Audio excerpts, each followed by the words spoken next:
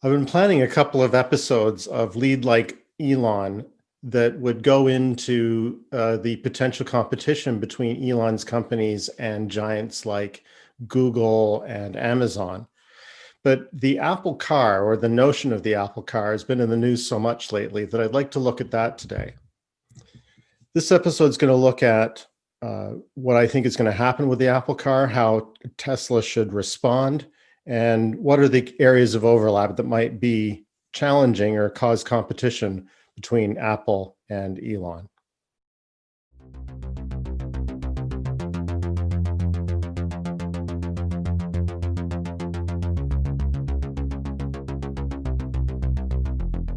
As recently as December 21st, 2020, so just about a week ago, Mac Rumors, a magazine devoted to Mac rumors, ran an article saying that they believe that Apple was very serious about producing an Apple car.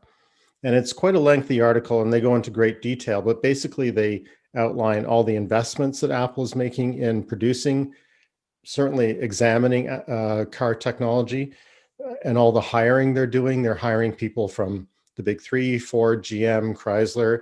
They've got people from Tesla, even. They've got people from some of the technologies that go into vehicles like BlackBerry, NVIDIA, Bosch, companies like that that produce electronics that go in cars. So they're clearly assembling a lot of talent. They've also applied for a driver's license. This is a while ago, I think 2015, where they applied for a driver's license so that they could test their driverless technology. So they're clearly serious about doing something in the car space. The question is what? This question's been answered by a lot of speculation saying that they're going to produce not just technology to go into a car, but a full car branded as an Apple. Even with all these signs that Apple is serious about producing a car, I remain skeptical. One of the reasons is that if you look at Apple's history, every product they've ever produced has basically been adjacent to the next product.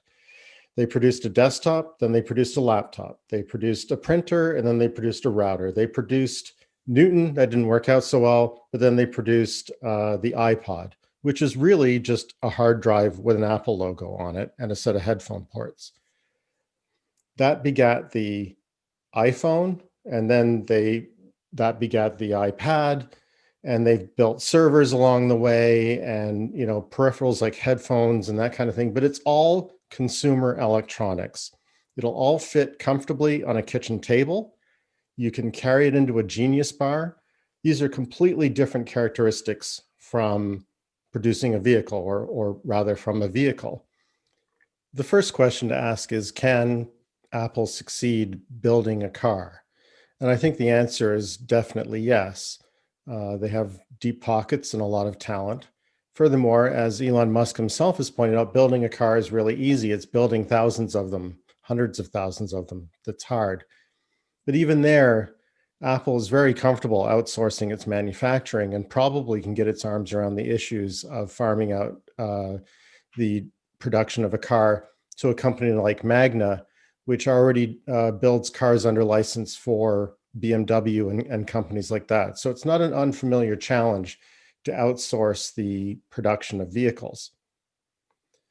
Furthermore, one of the companies that Apple collaborates with most closely is Foxconn in China. Foxconn makes the iPhone. And Foxconn is actually coming out with its own automotive underpinnings. This idea that it can license technology to any automaker, the batteries, the power control units, the motors, the display technology within the cabin. These can all be now sourced, or at least this is the plan, is that they're going to put together a modular set of components that auto manufacturers can use. So this certainly implies that Apple could go, or maybe even be the first customer. Even though there are many reasons to believe that Apple's getting into the car business, I still can't bring myself to believe that they would actually produce a car. And one of the reasons for that is that building cars is a terrible business if you want high margins. GM's gross profit margin for the last 5 years averaged out has been 11%, which is pretty good actually for the automotive industry. Tesla's beating them. And again, this is gross profit margin on vehicles. But for the last 5 years, it's averaged 19%. But the granddaddy of them all is still Apple. Apple's gross profit margin for the last 5 years has been 38%. Why would you, if you can do that, and Apple's been doing it for decades, why would they suddenly want to water down their gross profit by getting into the car business? It doesn't make sense to me. I think there's something else going on. Developing a car from scratch is not easy. Tesla didn't even try when it began. It bought Lotus vehicles and modified them to have electric drivetrains and called those Teslas. They then built their first car, the Model S. That was their first design. And this was after a few years at the Roadster. And then they had difficulty putting together the Model S correctly. And then they had difficulty putting together the Model X correctly. And then they wanted to make, and those vehicles were at relatively small volumes. Then they decided to make the Model 3. The goal was to make a more affordable sedan that they could sell in volume. And they certainly had a lot of demand. But when it came time to build them all, they had a lot of challenges. Again, people were saying the company would fold because they weren't able to produce a quality product. And they did have a lot of quality problems to begin with. The kind of quality problems I think Apple would really find shameful. It's only now with the Model Y that we can say that Tesla's sort of figured out how to make cars. They are having a higher quality product. They're having less trials and tribulations producing them in quantity. That's been a 12-year journey. Amy Jo Kim is a well-known game designer and startup coach. She has said that the beachhead is not the destination. So looking at it another way, we didn't invade Normandy because we wanted Normandy. It was a beachhead. The intention was to liberate Europe. What's going on here with Apple, and to be fair, Apple's not claiming anything. These are rumors. But the rumors claim that Apple's going to come out with some sort of Tesla killer in one shot. It's going to liberate Europe in one go. And I don't see it. I think that there has to be a beachhead for them to conquer and then spread out. This is my advice to Apple, is don't try to build a car. Try to build more and more of the componentry, more and more of the software, more and more of the systems that go into cars, get your feet wet, and go from there. Apple already has a modest presence in many cars in the form of Apple CarPlay. I think that Apple will have greater success if it doubles down on that and tries to contribute more and more to the electronics within a car, as opposed to building a car itself. They could build the self-driving tech, the in-car electronics. That would be something they'd be very good at. And I think people would find very appealing if there was Apple technology in a car to choose from. This would work very well for Apple's balance sheet, I think, because the technology that it produces, instead of just being applied to its own brand, could be applied to multiple vehicles, multiple brands. And furthermore, the gross margins on software and licensing tend to be far higher than it is on hardware, particularly car hardware. I think this plays to Apple's strengths. Apple already makes beautiful electronics and interfaces. It has all the technology that it needs, including artificial intelligence, LiDAR, imaging technology. They could make a really good show of building electronics for cars and even providing the in-car electronics. They have all the cloud-based, they have iTunes. They could really play a role in keeping people entertained while the car is whisking them from location to location without them having to drive. The other thing is that producing the full self-driving tech and the interface tech and the entertainment tech that go into a car, I think this is a far more durable business than the technology in the production of the car itself. A lot of assumptions are that, or a lot of people are assuming that Apple's going to produce a car that people will wish to buy. And they have lately been saying it could take roughly 5 years for this to happen. In 5 years, I think in the urban centers, we're going to have much more ride sharing people who can afford to not bother with having a car, they can simply buy transportation as a service. At that point, what do they care what model of car it is? I think they'll just be happy to get any robotaxi that shows up. And so the hardware, the margins on the production of the car itself, I think will be extremely small. However, the cars will still need to drive themselves, and they'll still need to entertain and interface with their occupants. This is something that Apple could count on, business that Apple could count on as far out as I can imagine, but certainly for 20 years. If Apple does produce a high quality set of in-car and full self-driving electronics, there's little doubt in my mind that this will be useful to the more traditional automakers who struggle with those kinds of electronics and software. We have a perfect example from Volkswagen, who had to delay the launch of their much anticipated ID3, the Volkswagen Golf sized electric vehicle they hoped to produce in volume.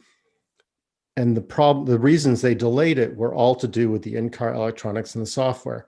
Turning to an experienced electronics and software designer and vendor like Apple, I think would be a good move for a lot of car manufacturers. So the other question to consider is, can Tesla be caught?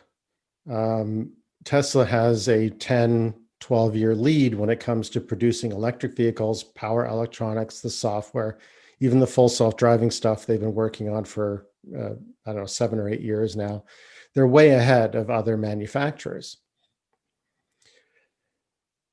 I think that Tesla is ahead, and it's full of some very clever people, especially with Elon Musk at the helm. But it's hard to imagine a future where all the other manufacturers and companies like Apple can't get together and field at least one competitor to that technology suite. And so the question is, will it be Apple? There are other companies that are trying to get into that space. Amazon is doing that not with an eye at this point towards consumers, but because they have such an enormous fleet of delivery vehicles, wouldn't it be great for their margins if they could have full self-driving tech, or certainly electric vehicles? They've made a deal with Rivian, and now they're producing Rivian delivery vehicles for Amazon. It won't be long before Amazon, who's heavily into robotics, to say, and furthermore heavily into AI, to say, okay, it's our turn. We're going to get these vans all set up with AI and EV, and maybe we license that technology to other companies. Same thing with Google. Google's already working on full self-driving very aggressively. They have a different approach, but nevertheless, they're a leader in this space. So you've got at least 3 companies there, Apple, Amazon, and Google, that could compete with Tesla and start to erode Tesla's margins and get some of that money for themselves. So doesn't it suck to be Elon Musk right now? Because you are basically in the crosshairs of every company that wants to field an EV or an autonomous vehicle. Elon Musk has said many times that he welcomes the competition. And I do realize that probably some of that is bravado, but I think that it's also a recognition that the mission of Tesla is to get people out of internal combustion engine cars, that's better for the world. And if people are following in his footsteps, and that is solidifying the transition away from combustion transportation, I think he's happy about it. And it'll be a long time before they catch up, so I don't think he's particularly worried. Really, the greatest risk to Elon Musk's business plan when it comes to Tesla is the sort of the glass ceiling of, well, beyond this point, it's not practical to have an electric vehicle. The more entrants come into the space, the more apparent it becomes to everyone that it's actually the internal combustion engine that's not practical. And it turns on its head a lot of decisions that get made about, do we want a gas station there, or do we want a charging station there? Do we want to create laws that say you can't use internal combustion engines in this region, for example, downtown, where we want the air to be clean because we got congestion of vehicles? It starts to tilt in the balance of what Tesla wants anyway. So I think he's okay with that. The other idea to explore, something that I've been thinking about a lot, is with Tesla being so far ahead with full self-driving, is it unassailable? And what I mean by that is, if you are going to Google something, you Google it, you don't Bing it, even though Bing exists. It's because the more you use Google, the better it gets. The better it gets, the more you use Google. And we do know that there is a very similar dynamic going on with full self-driving within Tesla vehicles. The more people permit full self-driving beta to function, the more data Tesla has to assess potential dangers or actual accidents, figure out solutions to prevent them from happening in the future, and then incorporate them into all the vehicles that have full self-driving. What this means is that Tesla will rapidly become the safest fleet, the safest full self-driving system available. And once it does, you would think that the gulf between other vehicles and them would widen and widen and widen. The interesting thing about Bing is that Bing succeeds. It doesn't succeed compared to Google, but it succeeds compared to not bothering at all. And that's because a search engine is a profitable thing. And Microsoft is able to put that as the default in front of many people because they sell their own laptops, or they form alliances with computer producers who are willing to have the software default to Bing on what they sell you. And if you never bother to change it, you're using Bing, you may not even realize it. You may think you've Googled it. And I think that this dynamic is even stronger when it comes to cars, because there's this idea of the March of Nines, they call it. So is the car 99.9% safe? You know, depending on what you mean by that, by what unsafe means. If it's 99% reliable, then it'll take you on your journey 100 times. And in one instance, there will be some kind of collision or injury or death. So that's not good enough, clearly. A human driver can probably go 99.9999, right? So you can do, let's say, 10,000 journeys without causing an accident. That's probably a little high, but you know what I'm getting at. Autonomous vehicle manufacturers need to exceed that. And they typically say in their mind's eye, they need to exceed that by a factor of 10 or 100. So there's no equivocation. It is simply safer to have nobody drive this car than it is to have you drive it.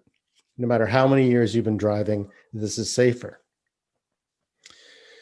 Now, the reason I think that the distinction between a car that's 7 nines safe and 8 nines safe is meaningless is because that's probably true from car model to car model.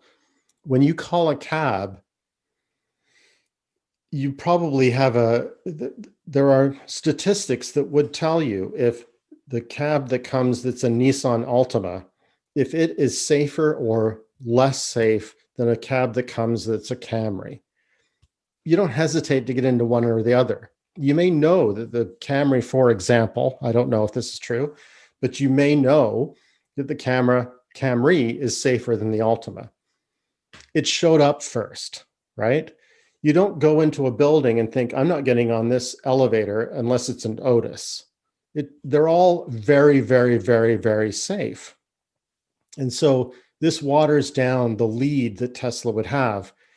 And it comes back to this idea that there's a really good business model out there for all the car manufacturers, and somebody like Amazon, Google, or Apple to produce a full self-driving technology that will compete in the marketplace and be and generate almost as much money as Tesla will.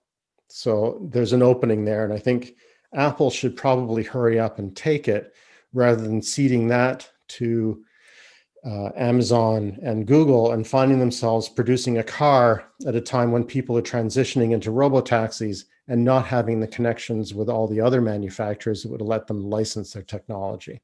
In an earlier episode, I talked about the notion of moats, M-O-A-T-S, the water around a castle. that is used as a metaphor to describe a way of preventing competitors from attacking you. And Elon Musk has famously said that moats are lame. And the thing is, a moat is a metaphor. So you can sort of, it's the ultimate in straw man arguments, but it does, to me, indicate a direction in which Elon Musk is thinking. Elon Musk is thinking, go ahead and attack me where I am, because I'm already going over there.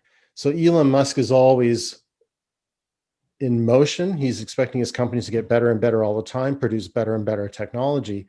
So the fact that there are new entrants that are saying they're going to be Tesla killers and come out with technology that's as good as Tesla, go nuts, especially when you're saying you're going to do it in 5 years. The Tesla is going to be 5 years better. So I don't think Elon Musk is going to dwell on what the competition is doing. I actually think that it's good for Tesla if other companies enter the space and the whole world rapidly transitions to electric propulsion. It just takes away all the arguments against buying a Tesla, because now you can count on being able to plug in anywhere. So what do you think Apple will do? I'm curious to know what you think. Do you think it'll build its own car, or do you think it'll license its technology? Do you think it'll rely on LiDAR? That's another interesting thing. They have LiDAR in their phones now. I don't know why they wouldn't use it on their cars. Elon thinks LiDAR is lame. I'll probably have to do an episode on that too, but I am curious to know what you think about that. So this show is called Lead Like Elon. What can we as leaders learn from this? And a lot of this is going to be speculation because, first of all, we don't know if Apple's actually going to produce a car or if it's actually going to license any technology. And so we certainly don't know how Tesla's going to respond to what Apple's doing. We can speculate, though, because we have a pattern. And my assumption, my Lead Like Elon advice is, if you have a mission and that mission is succeeding and other people want to do something that resembles your mission, it doesn't change a thing. You are on a mission. You can maintain your margins by just being the best at what you do. And the other thing is that the mission of Tesla is not simply to produce electric vehicles. It was in the beginning. It was to get people out of internal combustion cars, but they've since somewhat subtly expanded on their mission to say that they want to get the world off of fossil fuels. There's plenty of work to be done. And there's already clues on what Tesla could do if Tesla suddenly had to get out of the car business, because whatever, Apple, Amazon, Google were making so many cars so cheaply that all of a sudden Tesla can't make a good profit anymore. That's a dubious assumption, because if Tesla can't make a profit, then certainly the new entrants can't. But anyway, let's assume that it's possible the margins shrink. There's plenty to be done. If you want to get the world off of fossil fuels, you need to focus on the power grid. You need to focus on home heating, home cooling. There's all kinds of things that are built into current Teslas that imply a suite of technologies that could be used in the home and the office to really impact the use of fossil fuels in the home. So I don't think it's going to be a stumble or a difficulty for Tesla. I think the idea for, if we are to lead like Elon, the inspiration here is have a mission, stick to it, and make sure that the mission also you can be a little bit flexible about the mission. I already talked about this expansion from we will accomplish this part that removes our reliance on fossil fuels to a more comprehensive one. But again, you don't invade Normandy to have Normandy, you invade Normandy to liberate Europe. So Tesla focused on the electric vehicle. New entrants are coming in. The world's changing the way it wants. And then the next thing will be, okay, how do we liberate people from burning fossil fuels? Thank you for joining me for this episode of Lead Like Elon. My next 2 episodes are going to focus on the likely overlap and competitive challenges between Elon's companies and Google and Amazon. I look forward to seeing you there. Thank you.